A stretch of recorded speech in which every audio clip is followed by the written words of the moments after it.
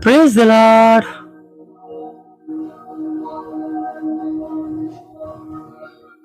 Good morning.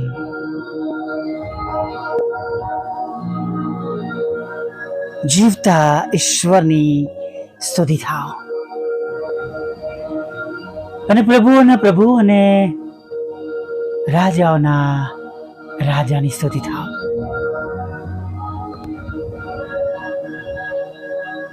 આજે સવારમાં ફરીને એકવાર આપણા ઈશ્વરે, આપણા પ્રભુએ આપણને આ સુંદર તક આપી છે. હા, તેમનું પવિત્ર અરૂડું નામ લેવાને માટે, તેમનું ભજન કરવાને માટે, તેમની આરાધના કરવાને માટે અને આભાર સ્તુતિ સાથે ઈશ્વરની સ્તુતિ કરતા આજના દિવસની શરૂઆત કરીએ. બીએ નહીં, ગભરાઈએ નહીં. ચોક્કસ ચારે તરફ એવી બાબતો છે જે આપણે માટે, વિશ્વાસી જીવન માટે અપ્રિય છે, પણ ઈશ્વરની શાંતિ જે મનુષ્ય પામી શકતા નથી, કેવળ જેઓ તેમના છે, તેમના લોહીમાં ખરીદેલા છે, તેઓ પામે છે. જગત પામી શકતું નથી. એ શાંતિ આપણી સાથે છે. હાલેલુયા. અને આપણા ઉદ્ધારક તારનારે કહ્યું છે, જગતમાં તમને સંકટ છે, પણ હિંમત રાખો, મેં જગતને જીત્યું છે. Praise the lord. ખરેખર કહેવા માંગીશ, માસના પ્રથમ દિવસો છે. તમારી પણ ઘણી બધી જરૂરિયાતો હશે, ઘણી બાબતો તમને સતાવતી હશે, પણ બીસો નહીં, પ્રભુ છે. આપણે વિશ્વાસીઓ માટે એવી ચિંતાઓ નથી હોતી જે જગત ચિંતા કરે છે, પણ આપણે આપણા કામો કરતા જે જાણે નાની નાની અડચણો આવે છે, એને આપણે પ્રભુની પાસે લઈ જઈએ છીએ. હાલેલુયા. હું એને નાની નાની અડચણો કહું છું, રૂકાવટો કહું છું, કેમ કે આપણે તો જાણીએ છીએ કે આપણા ઈશ્વર આપણી પ્રાર્થના સાંભળનાર ઈશ્વર છે. અને આપણા પ્રભુએ કહ્યું છે, ચિંતા કરવાથી તમારા મનો કોણ પોતાના કદને એક હાથ ભર વધારી શકે છે. પણ આપણી સાથે એવા ઈશ્વર છે, એવા પ્રભુ છે. અને જેમ પાઉલ કહે છે, કશાની ચિંતા ન કરો, પણ દરેક બાબતમાં પ્રાર્થના તથા વિનંતીઓ વડે આભાર સ્તુતિ સહિત તમારી અરજો ઈશ્વરને જણાવો. એમ આપણે પ્રભુને જણાવતા આગળ વધીએ. ઘણીવાર માસના પ્રથમ દિવસો વિશ્વાસી ભાઈ બહેનોના જીવનોમાં મુશ્કેલ રૂપ હોય છે. ઘણી એવી બાબતો હોય છે. આપણે પણ આ પૃથ્વી પર રહીએ છીએ અને પિત્તરની પાસે પણ એ લોકો આવ્યા, ટેક્સ કર ઉઘરાવનારા અથવા એ બાબતોને નોંધમાં લેનાર, અને કહેવા લાગ્યા, તારા ગુરુ મંદિરનો કર ભરતા નથી, તારા ગુરુ કર ભરતા નથી. જે કર એ લોકોએ ઠરાવેલો હતો, અને હજી તો ઘરમાં આવે એ પહેલા પ્રભુ ઈસુ પિત્તરને કહે છે, જઈને ગલ નાખ અને માછલીનું જે માછલી આવે એનું મુખ ઉગાડ, એમાં જે નાણું આવે એમાંથી તારા અને મારા માટે કર ભરી દે. હાલેલુયા. અને આજે પણ હું તમને કહેવા માંગુ છું, જેમ યુનાને માટે અગાઉથી જીવતા ઈશ્વરે માછલીનું નિર્માણ કર્યું હતું, એવી માછલી કે જેમાં રહી શકે. Hallelujah, praise the lord. એને સુરક્ષિત દરિયાઈ તળિયાઓમાં, દરિયાની તળેટીમાં રાખી શકે એવી માછલી બનાવી હતી, જેમાં એને બીજી બધી દરિયાઈ મુશ્કેલીઓ નડે નહીં. હાલેલુયા. એવી જ રીતના તમારા ને મારા માટે પણ આપણા ઈશ્વરની પાસે આયોજન છે.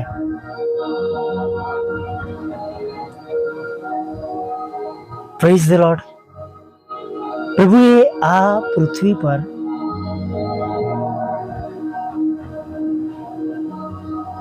તમારા ને મારા માટે સહાયકો, તેમના દૂતો માણસોના રૂપમાં રાખેલા છે. ઘણીવાર માણસો પ્રભુના મોકલવા દ્વારા આપણા જીવનમાં દૂતોની જેમ આવીને આપણને સહાય અને મદદ કરી જાય છે. હાલેલુયા. અને એવા સમયમાં પ્રભુ બધાને આશીર્વાદ આપે છે, આપનારને, લેનારને, મદદ કરનારને. હાલેલુયા. તેના કુટુંબને, તેના પરિવારને પ્રભુ આશીર્વાદ કરે, પ્રભુ આશીર્વાદિત કરે છે, આશીર્વાદ આપે છે. હાલેલુયા. પ્રભુમાં હિંમત પકડીએ અને જે કઈ બાબતો હોય એને વિશ્વાસથી પ્રભુની પાસે લઈ જઈએ.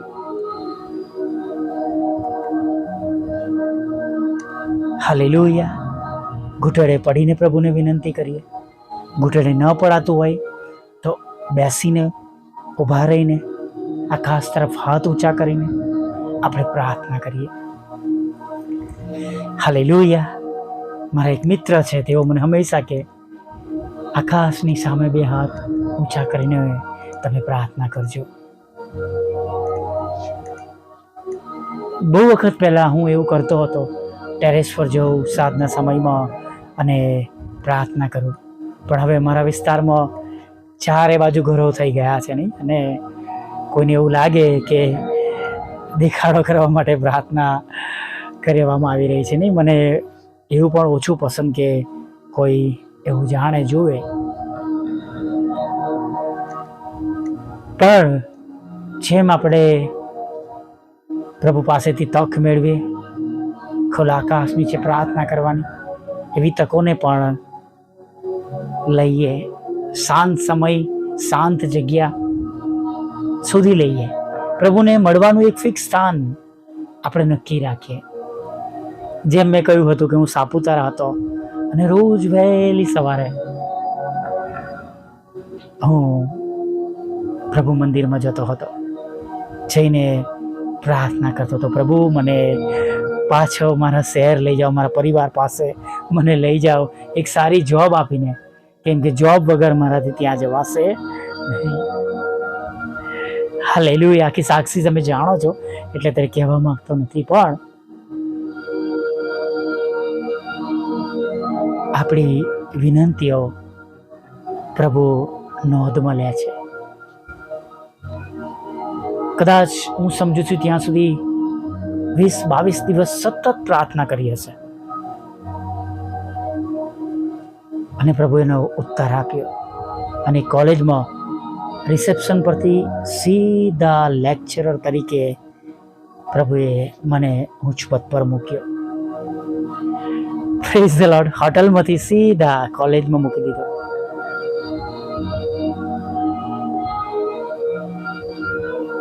પ્રભુ આપણા સ્વાર્પણની નોંધ લે છે.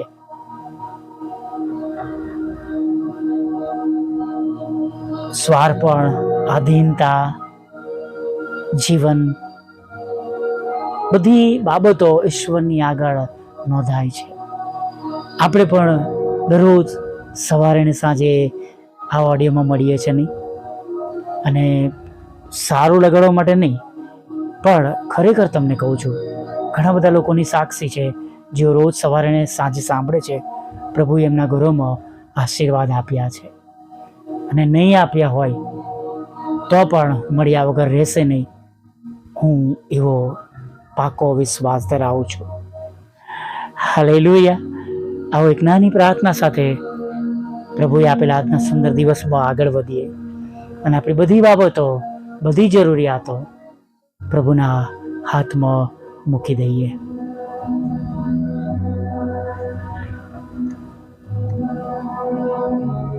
વાલા પ્રભુ, અમે તમારી સ્તુતિ કરીએ છીએ અને અમે તમારો પુષ્કળ આભાર માનીએ છીએ પ્રભુ. આજે સવારમાં તમે ફરીવાર અમને આ સુંદર તક પૂરી પાડી છે. અમે તમારી સ્તુતિ કરીએ, અમે તમારું ભજન કરીએ, અમે તમારી આરાધના કરીએ. પ્રભુ, તમારી સ્તુતિ કરતા, આરાધના કરતા અમે તમારી આગળ નમી ગયા છે. અને પ્રભુ, આજનો દિવસ અમારા માટે આશીર્વાદરૂપ થાય, આશીર્વાદનું કારણ બની જાય અને અમારા દિવસના, અમારા હાથના બધા કામો સફળ થાય. પ્રભુ બાપ, એવું થવા દેજો. પ્રભુ બાપ, તમારા પુત્ર પ્રભુ ઈસુના લોહીમાં ખરીદેલા અમે બાળકો છે અને તેમણે કહ્યું છે અમને, જે કંઈ તમે મારે નામે પિતાની પાસે માગશો તમને આપવામાં આવશે. અને પ્રભુ, આજે સવારમાં અમને બધાને તમારા પ્રેમ, આનંદ અને શાંતિથી ભરી દો. અને જે રીતે અનાની સંગતમાં તમારા લોકો જે જમા થયા છે, ભેગા થયા છે, તેઓને જે પ્રમાણેની જરૂરિયાત છે તે પ્રમાણે તમે તેમને સહાય અને મદદ કરજો.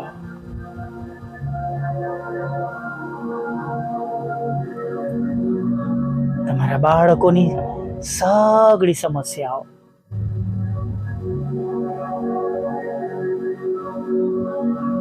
તમે દૂર કરજો.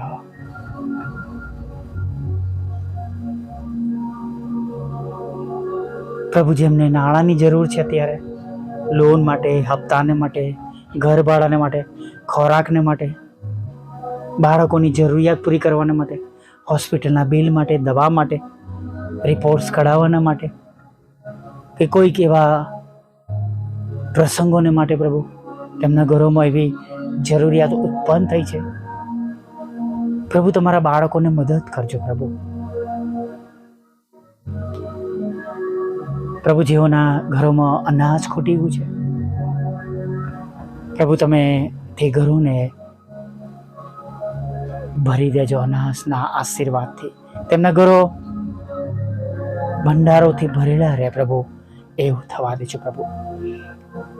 હા પ્રભુ, જેમ હાડલીમાંનો મેદો ખૂટી ના ગયો પ્રભુ અને કુંડીમાંનું તેલ ખૂટી ના ગયું, એમ પ્રભુ તમારા બાળકોના ઘરોમાં તમે આજે સવારમાં થવા દેજો પ્રભુ.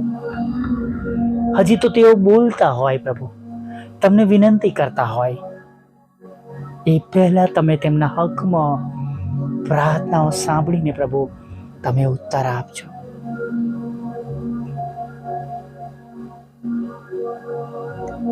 સાથે પ્રભુ, જે કંઈ તેમની સામાજિક ચિંતા હોય દૂર કરજો. જે કંઈ તેમના ઘરોમાં લડાઈ ઝઘડા હોય પ્રભુ દૂર કરજો. પતિ પત્નીના લડાઈ ઝઘડાઓ પ્રભુ તમે દૂર કરજો.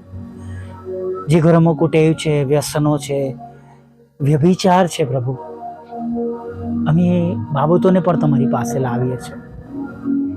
સગળી બાબતો તમારા દીકરા પ્રભુ ઈશ્વરના નામમાં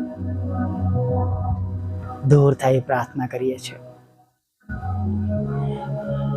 લોનનો આશીર્વાદ આપજો. તમારા બાળકોને નોકરી નવી આપજો. બિઝનેસને આશીર્વાદિત કરજો. જોબના પ્રશ્નો દૂર કરજો. જોબને આશીર્વાદિત કરજો. તેમને આવકના સાધનોને આશીર્વાદિત કરજો. લગ્નનો આશીર્વાદ, બાળકધનનો આશીર્વાદ આપજો પ્રભુ. વિદેશ જવાના માર્ગોને તમે ખુલ્લા કરજો, આશીર્વાદિત કરજો. જે કંઈ રૂકાવટ રૂપ છે દૂર કરજો. ખોટા તોમતો, કોર્ટ કેસ, એફઆઈઆરને પણ તમે ખાલી જ કરજો. અને ખાસ પ્રભુ તમારો લોહીનો દાવો કરી છે, 39 ફટકાને યાદ કરીએ છીએ કે તમામ પ્રકારના રોગો તમારા બાળકોના શરીરમાંથી નાશ પામે અને તેઓ સંપૂર્ણ તંદુરસ્ત થાય એવી પ્રાર્થના કરીએ છીએ. પ્રભુ, તમારા નામે સેવા કરનાર એકે એક ભાઈ બહેનો, તમારા સેવક સેવિકાઓને અમે તમારી પાસે લાવીએ છીએ. તેઓના ઘરોનું અને તેમનું તમે ભરણ પોષણ કરજો અને તેમની સગળી જરૂરિયાત તમે પૂરી પાડજો, રક્ષણ કરજો. અને પ્રભુ, અમારા બધાની સેવા દ્વારા રોજે રોજ પ્રભુ મંડળીઓમાં નવા લોકો ઉમેરાય, તમારું નામ ગ્રહણ કરે, તારણ પામે, નાશના માર્ગથી પાછા ફરે એવું થવા દેજો. આગળના સમયમાં મારી સાથે રહેજો. આજના દિવસના કામોને સફળ કરજો. ખોરાક, વસ્ત્ર, અન્ન, પાણી આપજો. આ પોળા મિનિટ સુધીમાં થયેલા પાપોને માફ કરજો પ્રભુ. તમામ દુઃખી લોકોના આંખના આંસુને તમે લૂછી નાખજો એવું માગતા પ્રાર્થના પ્રભુ ઈશ્વરના નામમાં પિતા સાંભળીને માન્ય કરજો. આમીન, આમીન, આમીન.